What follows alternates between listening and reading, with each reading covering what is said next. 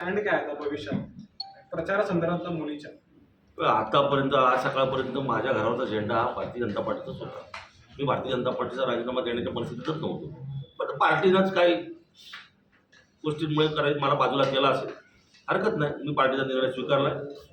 कालपर्यंत मी माझ्या मुलीच्या प्रचारात कुठेही नव्हतो. आम्ही जर फॉर्म भरायला पण गेलो वडील असताना सुद्धा. परंतु आज या निर्णयापर्यंत मी आलो की जर पार्टीनं मला मोकळा केलाय तर माझ्या मुलीसाठी मी आता फिरू शकतो असं मला स्वतःला वाटतं. सक्रियपणे प्रचारात उतरणार का? बरं की 100%. राजीनामा दिल्यानंतर तुमच्या अडचणीत वाढ झाली का असं वाटत नाही? माझ्या अडचणी हां, माझ्या कसल्या अडचणी? मला काय अडचण नाही, कारण माझ्याकडे काय माझं टर्नओव्हर ते कमी आहे, तर मला कुठलीच अडचण नाही. मला कोणी येणार नाही. माझ्याकडे नावावर एकही गुन्हा नाही, काही नाही माझ्याकडे. असं काय कुठले वैभव धंदे बिंदे माझे 2 नंबरचे नसलं काही नाही. मी एक सामान्य कार्यकर्ता आहे. 25 वर्ष मी काम करतोय आणि रत्नागिरी जनतेला माहिती आहे राजेश सावंत कशा पद्धतीनं काम केलं नाही.